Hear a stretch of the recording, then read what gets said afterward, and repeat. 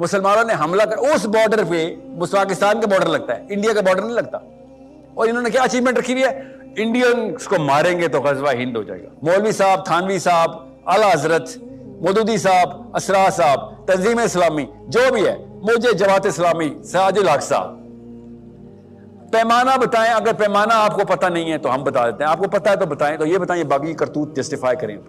فلسطینی کو گولی لگ رہی ہے، ہر کشمیری کو گولی لگ رہی ہے، ہر یمنی کو گولی لگ رہی ہے، مگر مسلمان 60+ کا فوجی ہے۔ جب یہ ارشاد نبی السلام نے حدیث شاہ فرمائی ہے تو اس وقت کا والا ہند لیں گے نا، ہم اپنی والا مرضی کا ہند تو نہیں لیں گے۔ جس ٹائم نبی السلام نے کہا ہے ہند، تو اس والا ہند لیں گے نا۔ تو اس کے ساتھ مطلب یہ بھی واضح کر دیں کہ پھر جو یہ ہند کا ورڈ ہے، یہ وہ والا ہند، یہ نہیں ہندوستان والا نہیں ہے۔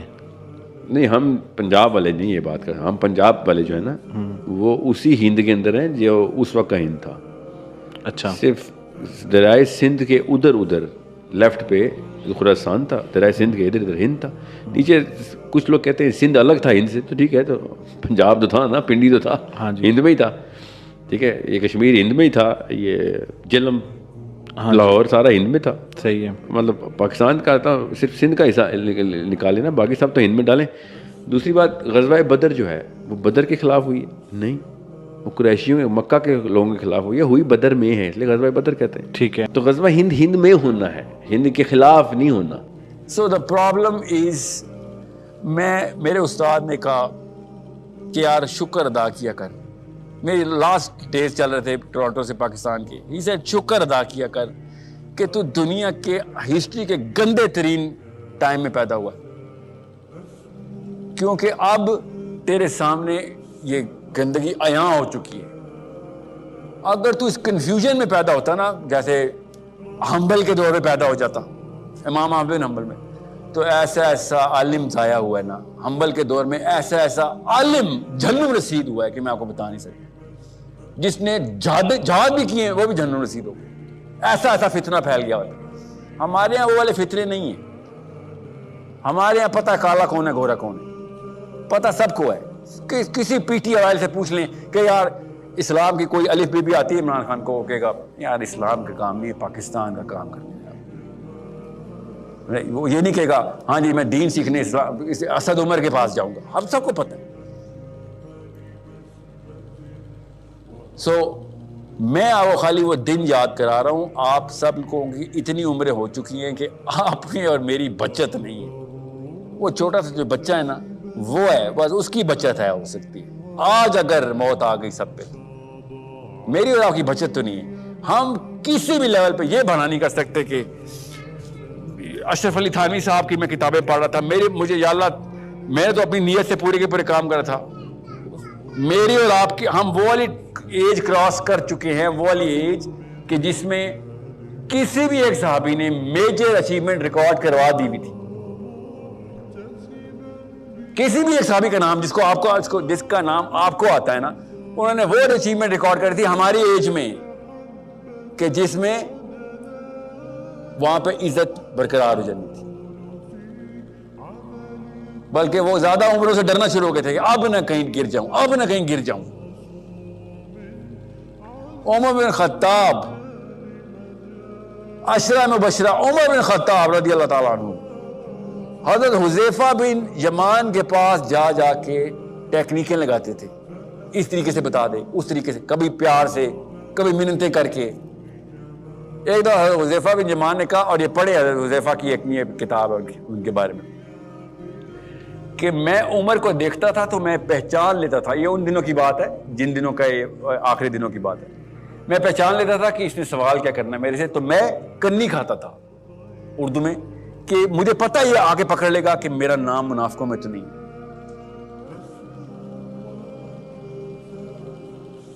اور عمر بن خطاب کہتے ہیں، اور صحابی باقی بھی کہتے ہیں، ٹھیک ہے، کہ ہم نے حذیفہ بن یمان پہ ٹریکر لگایا ہوا تھا کہ جب کوئی بندہ مرتا ہے حذیفہ جاتا ہے جنازے پہ کہ نہیں، اگر حذیفہ نہیں جاتا تو یہ بندہ اسی لسٹ میں تھا، ان منافقین کی لسٹ میں جو نبی اسلام نے کہا تھا۔ اور میں اور آپ سوچ رہے ہیں کہ، اور ہمیں کیا موٹیویشن ملتی ہے، ایون منبر رسول پہ بیٹھ کے مسجدوں میں موٹیویشن ملتی ہے کہ میں اور آپ نبی علیہ السلام کے بھائی ہیں، ذرا سوچے, میں اور آپ نبی علیہ السلام کے بھائی ہیں, کیونکہ آخری ٹائم پہ نبی علیہ السلام کے بھائی نے آنا تھا. بہت اچھی بات ہے, آدھی بات کیوں بتا رہے ہو؟ تاکہ میں جو گناہ کر رہا ہوں وہ مینٹین کر لوں. آدھی بات ہے تو یہ نقصان ہو جانا ہے کہ میں جو کچھ مرضی کروں. میں بھائی ہوں صرف اس لیے کہ آخری ٹائم پہ آیا ہوں. یہی بتا رہا ہے مولوی اس وقت, پوری بات نہیں بتاتا. سوچے ذرا, غزوہ ہند کس نے سوال کیا تھا؟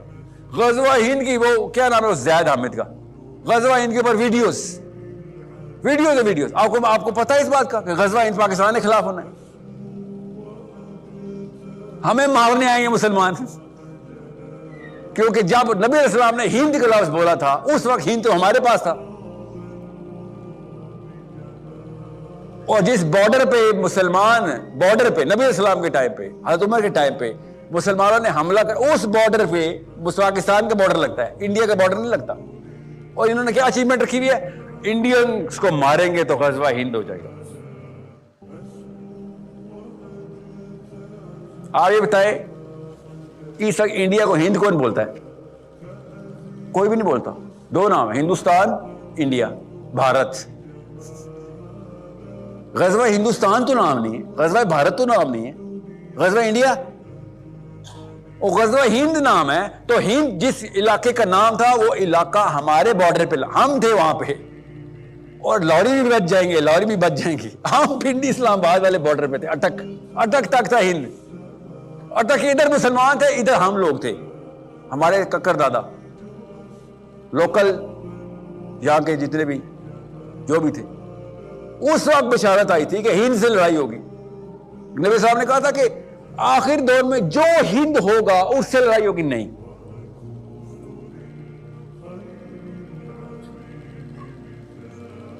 مگر نہیں, بس ہم نے اپنے آپ کا اپنا بس بس وہ کیا اسے کہتے ہیں, مٹی جھاڑنا, کیا محاورہ اردو کا جے, بس اپنا الو چمکا لیا کہ بس جیسے بھی ہیں اللہ کے نبی کے بھائی ہم ہیں, ٹھیک ہے ہم ہیں جی بھائی. یہ سٹینڈرڈ ہے ہمارے ذہنوں, یہ سٹینڈرڈ ہے اسلام میں, نبی اسلام کے بھائیوں نے, یہ سٹینڈرڈ ہے جو ہمارے کرتوت ہے. So where is the answer? The answer is thought refresh کر دیں. ساری جو سوچ ہے نا اس وقت وہ ریفریش کر دیں کہ نہیں, سب کے سب بعد میں, پہلے میجر, پہلے بتاؤ میجر, پیمانہ بتاؤ کیا ہے اصلی مسلمان کا ثانیہ پیمانہ بتائیں. بس مولوی صاحب, تھانوی صاحب, اعلیٰ حضرت, مودودی صاحب, اسرار صاحب, تنظیم اسلامی, جو بھی ہے, مجھے جماعت اسلامی, سراج الحق صاحب, پیمانہ بتائیں. اگر پیمانہ آپ کو پتہ نہیں ہے تو ہم بتا دیتے ہیں, آپ کو پتہ ہے تو بتائیں. تو یہ بتائیں, باقی کرتوت جسٹیفائی کریں. اور یہ بہت آخر آئی میں جماعت اسلامی کو میرے اوپر کہ میں نے جماعت اسلام, مودودی صاحب نے رجوع نہیں کیا تھا, مودودی صاحب نے رجوع نہیں کیا تھا, ساحل ادیب نے جھوٹ بولا. مودودی صاحب نے اگر رجوع نہیں کیا تھا نا تو وہ اس غلطی پہ فوت ہوئے. پھر مودودی میرا نبی نہیں ہے, اگر اس نے رجوع کیا تھا تو اپنے بچاؤ کے لیے کیا ہوگا. آپ کو اگر نہیں سمجھ آئی ڈیموکریسی کیا چیز ہے تو میں سمجھا دیتا ہوں, فکر نہ کریں. دوسری بات, جو ان امیجنیبل چیزیں ان کو چھوڑ دیں, جو امیجنیبل ریالٹیز ہے ہمارے سامنے ان کو تو کلیئر کر لیں. اور وہ کیا ہے کہ جیسا بھی مریں گے آپ جیسا نہیں مریں گے. یہ ایک پیمانہ ہے ہمارا کہ آپ نے یہ چھوڑیں ابھی جماعت اسلامی کو, سارے کے سارے کاموں کے اوپر آپ لوگوں کی موومنٹ سٹارٹ ہوتی ہے. اللہ کے کاموں پہ آج تک کوئی موومنٹ کیوں نہیں سٹارٹ ہوئی؟ کس بات کا ڈر تھا؟ کم بندے آئیں گے, یہی ڈر ہے نا آپ لوگوں کو کہ کم بندے آئیں گے آپ کے دھرنے میں, اور کیا ہوگا, مر جائیں گے. تو مر جائیں نا,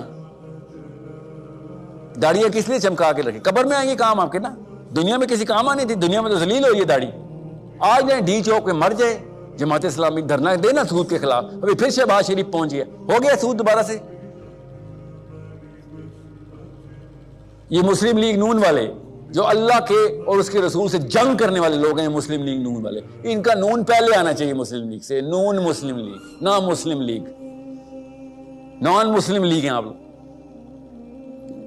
کس منہ سے آپ لوگ اپنے آپ کو پاکستانی یا مسلمان کہہ رہے ہیں جب آپ کو پتا ہے, سب کو پتا ہے, بچے بچے کو پتا ہے کہ سود اللہ اور اس کے رسول سے جنگ کا نام.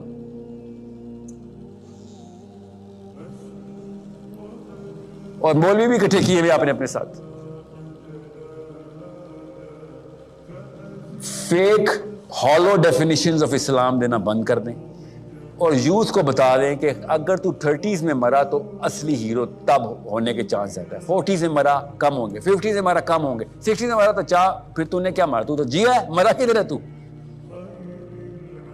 یہ واحد دور ہے اسلام کا, واحد دور ہے جس میں جرنیل بھی ہمارے 60+ زندہ ہوتے ہیں اور مولوی بھی 60+ زندہ ہوتے ہیں.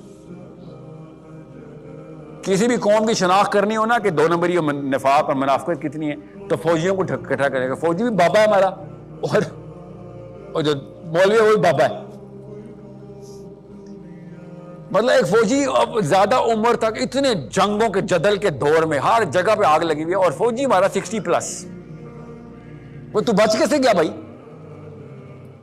ہر فلسطینی کو گولی لگ رہی ہے, ہر کشمیری کو گولی لگ رہی ہے, ہر یمنی کو گولی لگ رہی ہے, مگر مسلمان 60+ کا فوجی ہے. عام بندہ بچپن میں مارا ہے اور مولوی صاحب اور فوجی بڑھاپے دیکھ رہے ہیں. تو اس سے بہت بہتر ہے آپ چھوڑیں, ہم فوج میں چلتے ہیں. آسان طریقہ نہیں ہے لمبی زندگی کا. اگر لمبی زندگی گزارنی ہے تو فوج میں داخلہ لے لیتے ہیں. کیپیبلٹی بھی اچھی ہے, باتیں بھی کرنی آتی ہیں, جرنیل بن جائیں گے.